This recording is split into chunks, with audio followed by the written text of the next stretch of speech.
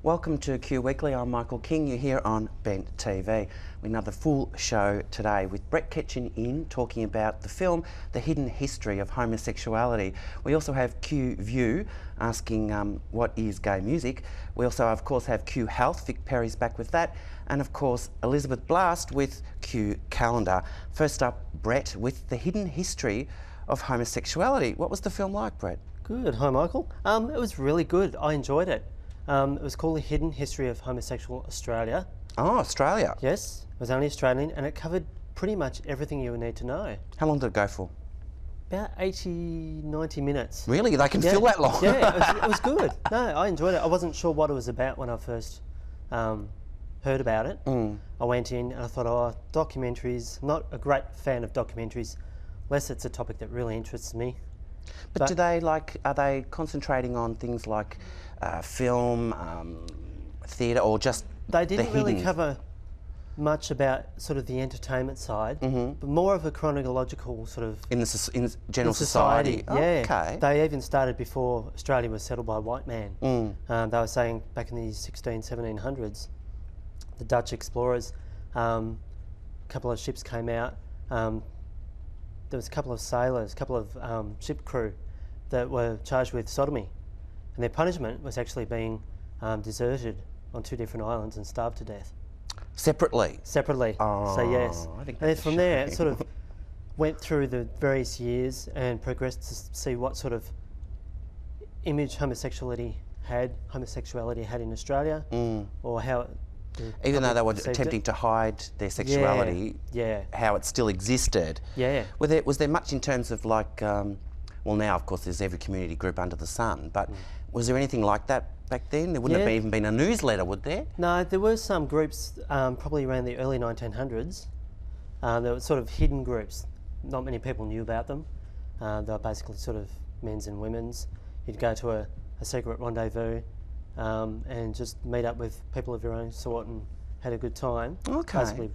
Because I remember actually here on Q Weekly, well, quite some time ago, about a year ago, we did a little spot on queer history, and there was a guy who'd got dressed up as a woman. This is like in 1910 or something, and gone to the exhibition buildings in Melbourne for one, like say it was the flower show of its day.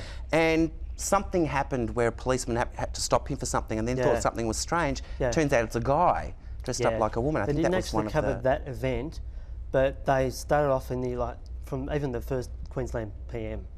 They didn't actually say he was gay, but he had a very comfortable lifestyle with his boyfriend. Oh. And that wasn't really sort of questioned. They sort of just accepted it. From there, it went through there was bush rangers. Have you heard of Captain Moonlight? No. Oh, okay, he was like a second-rate Ned Kelly. Sounds like a US sitcom, doesn't it? Second-rate Ned Kelly. When his best mate and colleague died, he insisted he be buried with him. Oh. And went through the early 1900s.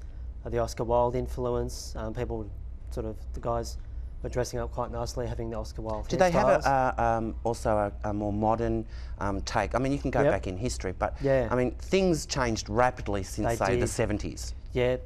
I covered AIDS, things like that. I went right up to the modern day. So I covered AIDS, covered the very first Mardi Gras protest in the 70s. Even covered in the 60s all the scientific tests and aversion therapy and things like that. Well, I would have thought actually the 60s was a time for it to all, well, people were experimenting, weren't they, with drugs and all the rest of it. So much like, I suppose, the noughties, people were experimenting with their sexuality and that type of thing. Yeah, there was a big change. Bisexual is the new word du jour, isn't it? Yeah, there was a big change in the 70s. And now, and they come right up to date? Yes, they came right up to date. Because there's like a plethora of gay media exactly now. Yeah. Hello, us, but the papers and all the rest of it. The documentary covered so much, I reckon there could have easily been either a longer version of it or even another film. Did they discuss at all how people coped having to hide their sexuality for so long? Yeah, they did. A lot of people either tried to seek counselling or they just either committed suicide. And to the extreme, in the 1980s when the New South Wales government tried to sort of have a look at police corruption and things like that, and there was a campaign against pedophilia, some of the main people in the spotlight took their own lives because of the pressure and things like that. Well, it's only recently, I know, changing, but people have always thought somehow strangely, that a pedophile and a gay man are the same thing, when in fact, of course, they're completely different. Yeah. So, but for many people, the boundaries are blurred. Exactly. Worth going to see? Recommended highly. Yes, I'm going to actually buy it when it comes out on DVD. All right, so David, Brett, what was your star, can you give it a star rating? Well, Margaret, I'd probably give it a 4.5 out of 5. 4.5 out of 5. Is it being shown nationally around the country? Is it like Not touring? That I know of. It's only got a limited season at the Lumiere. Lumiere? Yep, in the city. Oh, of course, in the city. Go and see it. Latrobe Street? Yes. Well, there you go. Yeah. The hidden history of homosexuality in Australia. Thank you very much, Brett. We are now going to swap over, well, I'm going to run over to the Q View set, and we're going to talk about, is there such a thing as gay music? Catch you in a minute.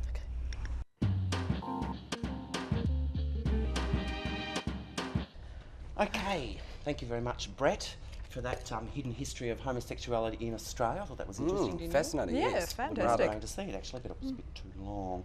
This week, Q View, we're still kind of continuing our gay cliches we haven't topic. quite let it go yet. Well, the topic this week, is there such a thing as gay music? Well, yes, Michael, there is. Well, you're straight off the bat, aren't you? I didn't even introduce you yet. Chris, and joining us this week for the first time, Erica. Hi. Welcome, Erica. Thank you. That's right. Now we'll go to the guest. Indeed, yes. Do you think there's such a thing as gay music? Hell yes. Now, see, just to preface all this, I went onto this online site. You were saying, it was yes. at rainbow.com or something or other. And they're actually doing this survey at the University of Westminster. And I did the online survey, clicked all the boxes. Yes. And the last question was, is there such a thing as gay music? And I said, yes, if gay people make it. Because just because we listen to it doesn't mean it's gay music. That's gay people listening to music. Yeah. That's right. That's being passive. Exactly. So you've got the example of, what's that group? Sisters? Yeah, that's it. That's the one, yes. Where three of the guys are openly gay. Homosexual, yes. And the group's huge here and huge in the UK. They're typical US. They're a US band and they have not been picked up at all. Yes. Nothing unusual though. That is what I would call gay music. True. True. Well, you've got your George Michaels and your Elton Johns. There's another example. Yeah, but they're gays making music, Boy George. I don't know if closeted gay music counts. Well, look, they're gay, aren't they? Well, George only came out because he got sprung in a public bloody toilet. Yeah, and then he made a song about it. That's at least exactly he was being right. creative. Yes. Made another turned a negative into a positive. Exactly right. But gay music nonetheless. Well, is it a cliche, gay music? You know, well, they put out gay anthem CD True, they do, all the time, don't every they? year, Gay anthems, right. Coming out party CD. Gloria Gaynor and all those people. But I think a lot of these artists actually tailor their music for the gay crowd. Do you think? Oh, well, the beat, the music, the lyrics. Kylie wouldn't have a career if it wasn't for you girls. Right. Well, not at all. We were talking about cliches last week, and of course Kylie is the ultimate cliche. icon. Well, yes, that's it. Who doesn't like her? Hands up. And that's those boy dancers. You can't tell me. She's not aiming at a certain And the audience costumes anyway. and the dancing. No, not indeed, no. When they're wearing this, Very tight literally outfit. a thong, you know, and a pair of wings or something, like, costumes. Yes, fairies. No, I do think, though, that that's my opinion anyway. But then again, it's not like you say, oh, he's straight, so that's straight music, or... No. Correct. They're Asian, so that's... Asian music. Asian music. No, well, that's It's true. just what you like, isn't it? Indeed, but it's also the music itself, though. I found also many years, well, just a couple of years ago actually, when I first started going out, Don't get the secret out now. we'd go to a club, a stroke club, and we'd have to take our own records. Because they only played top 10. Now, You had records? You're going What back are a they? while, Oh, look, I don't want to... Michael. You've opened a They're can those here, big Michael. black Come on. things. For anyone who remembers it out there, it's Record. called An something LP, else now. wasn't it? An LP. It's called the Council Club in those days. But anyone my age would know that. Yes. As a Well, gay, what sort of music do you like as a gay man? Yeah. well, And I don't, does that qualify as gay music because you like it? well, I mean, I kind of like Kylie, but I mean, I don't listen to her. 24/7. No. No. If it happens to come on the radio, for example. Yeah, and you happen to enjoy it. Yeah, Well, that's this is another understandable. thing this survey was going on about. And Yes. I mean, who do you think they interviewed? Nonetheless. Boy George. Well, of course. Oh, Okay. lovely. No great surprise. And he turned around and said basically about the Scissor Sisters that And they I'll will never quote. succeed. And you're quoting now. Come on. Yeah, I'm quote. quoting Yes, from him. That's right. He said they will never succeed because they're too gay. He slags Queer Eye for the straight guy. Hello. Hello. God love him for that. Exactly. Bring it on. Dislike that show intensely. Intensely. that Oh, man. boring. No, intently that one. Anyway, but he's been pressured in this article to name a gay... A certain anyone. anyone. So he says, if you want me to name names, I will. Robbie Williams is a gay man. Just look at him. But stand back and look at He him. did a song with Kylie. Certainly did. With him, yes. I think the lady doth protest too much. I mean, he holds press conferences in strip clubs. Yes, exactly And right. tries to put forward the whole "I'm straight" thing. Look how straight I am. I'm And putting the a more dollar they- bill and the in more some they stranger's attest to it, G-string. what normally means. Here's another Shane Crawford thing. Oh, There was yes. this funny thing in, I think it was being used, they had the April Fool's edition. Yes. Oh, yes. And it was this whole thing of quotes from Shane Crawford. It was very funny, like talking to Harold, I've told you I'm not gay. And then it's talking to the age, I am not gay. I'm not gay, And then I'm not the gay. third quote is, but it's just two things blokes do. And the So what fourth really quote does was, that say? I helped him with his soap, something like that. I mean, it's not Yeah, true. no, of course not. No. No. Well, so they say. As But far they're- as we know, they're he's too straight. cute. Yes, they are. So, gay music, yes or no? Yes, You think it is? I think there is. Yes, I think there is, and it doesn't necessarily have to be somebody who's gay making No. it. No. Well, Gay music can be taken. It can be an interpretation. I was probably just being facetious when stop. I wrote that. And Professor, I forget her name now, Professor Claudia Hugen, Vogelsgang, Hugen. We hope you pronounced it correctly. probably put mine in her recycle bin when she gets that. Thank you very much for sticking and watching Q View. Don't forget there's more of Q Weekly coming straight up after this break. Apparently, yes. So stay tuned for that. Feedback at benttv.org.au if you'd like to put your view across on QView.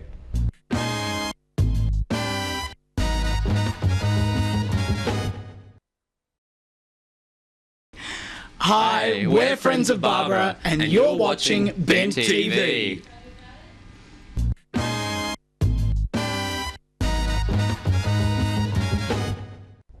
Welcome back to Q Weekly, and thank you again to Erica and Chris for joining me on Q View. Coming up now is Vic Perry with Q Health.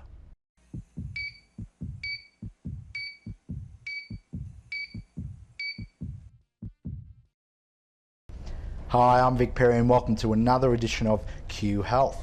Now, the last couple of sessions we had Beng Yu talk about gay men's health, and we did mention in the first episode that we are going to cover other populations of the queer community, and of course one of them being lesbians. Now, we have two esteemed GPs on our program today, Sarah Burrows and Ruth McNair, both from Carlton Clinic.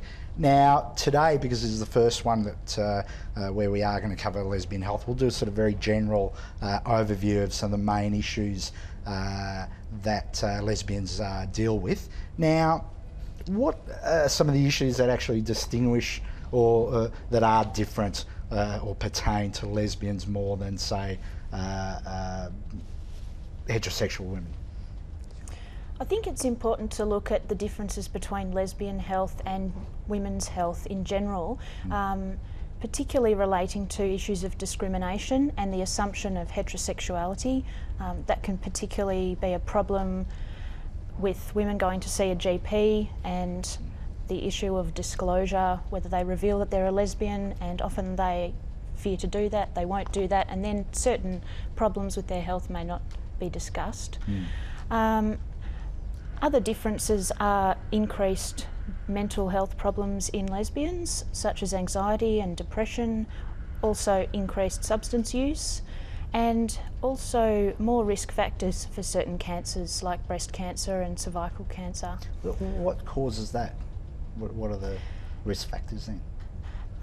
With cervical cancer, the biggest risk factor is the human papillomavirus, and that can be transmitted sexually. So also smoking is another one, and not having regular pap smears. So that's another issue, is that lesbian women are less likely to attend for screening. And what's the influence? I mean, why does that occur? Is it something to do with the community? Is it a context that lesbians live in? Yeah, it is really. You know, if you've had a bad experience with a provider and then you have some fear that that's going to happen again, you're much less likely to go and get a pap smear. Or if you've had if you've gone to get a pap smear and the provider said, no, you don't need one, and the lesbian says, well, hang on, I've been told I do need one, and now this person is telling me I don't. It's a pretty difficult situation to be in. So there's a lot of myths going around that lesbians don't need pap smears, that lesbians can't get STDs or are much less likely to.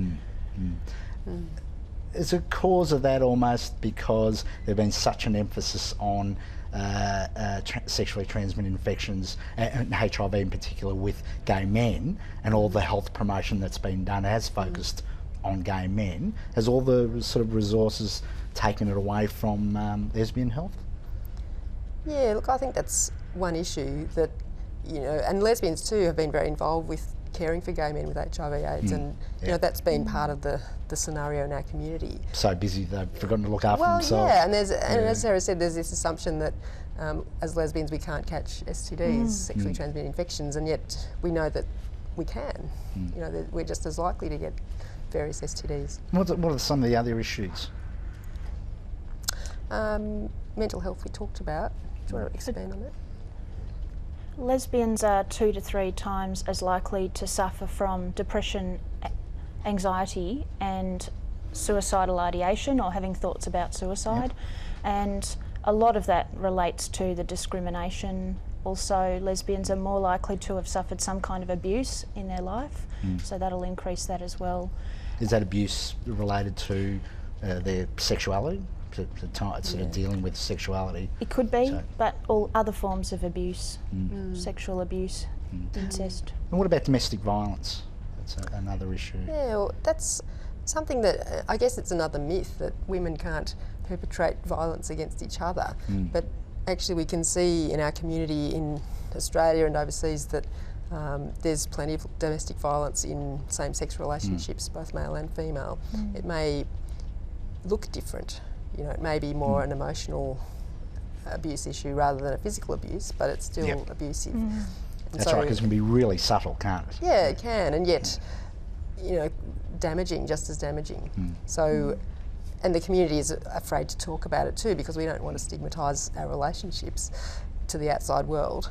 But now, there's a lot more information about it and more support, and some specific lesbian support for DV. Well, can the media help there? We're obviously doing it by doing this program. Is there enough support from the general media? Because whether it be press, radio, whatever, there's always coverage about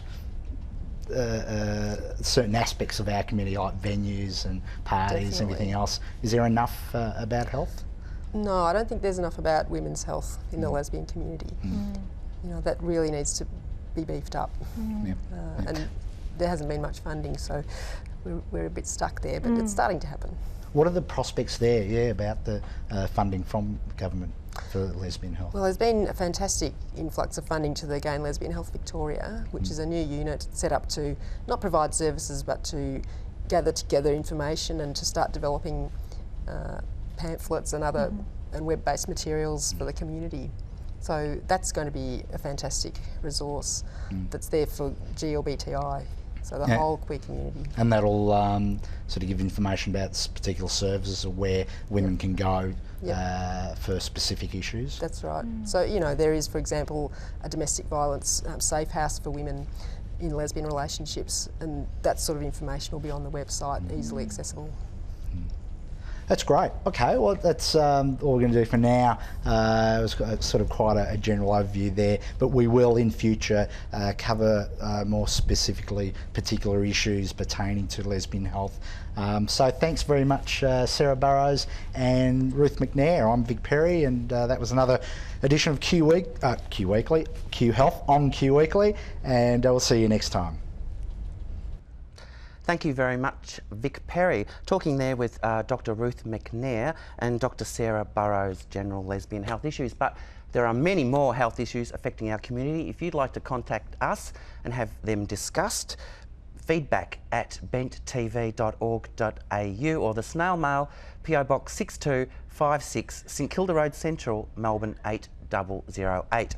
That address also works for sending your cheques to Subscribe. Now, my favourite part of the show, Q Calendar with Elizabeth Blast. Hi Mike, how are you? Fine, thanks. This is what's happening in Melbourne this week or thereabouts. Generally, welcome to Q Calendar. In Fitzroy, lovely Fitzroy over there, there's a discussion group for bisexual people, men and women, and that's happening at the Loft, which is upstairs at the Marquee of Lawn. Gorgeous little hotel. You can bring your puppies. It's really nice. That's the corner of George and Kerr Streets in Fitzroy. Strictly adults only. Bisexual discussion group. In Melbourne, Sister She, one of my favourite acts. They're actually in the comedy festival. They've been at the Star Hotel before and around town. Comedy sort of hip hop sort of thing. Extremely entertaining. And they're at the Swiss Club, 89 Flinders Lane, now playing until the 16th of April. Sister She. I'm not very good at that at all. No, obviously. In Richmond, over here in Richmond, they're having a Globe dinner. What does Globe stand for? Do you know? Gay lesbians of the business something. Business something. Yeah. And they're having a dinner over in here in Richmond with a special guest speaker, the Right Royal Honourable Rob Hulls. And he says same-sex couples should have the same property and inheritance rights as heterosexuals in de facto relationships. So he's all for this whole equality thing, and he's going to be speaking this Thursday, the 14th of April, 7 p.m, arrival for a 7:30 sharp start at the Phoenix Restaurant and Events, 680 Victoria Street, Richmond. $63 per head. Cool. Sounds pricey, but you get some chow and a drink. And the bookings, you can call bookings by tomorrow, apparently, I read, 9827 4999 over here in the Globe thing-me-jigs. I'm really mumbling tonight, actually. In Geelong is there. Geelong is there. 6 free health and wellbeing workshops for all lesbians in the greater Geelong area. And commences Sunday, April 10, which is yesterday, but it goes for 6 weeks. I'm guessing it's every Sunday. And there's dance skills, circus skills, discussion, and more. And you can phone 5248 3613 for details. You look at me like a stunned monk. In Fitzroy, over here, Love Makes a Family. Sounds like a song, but it isn't. It's the next Love Makes a Family meeting will be held this Wednesday, 2 days' time, April 13, 6:30 to 8:30, Fitzroy Library, Moore Street in Fitzroy.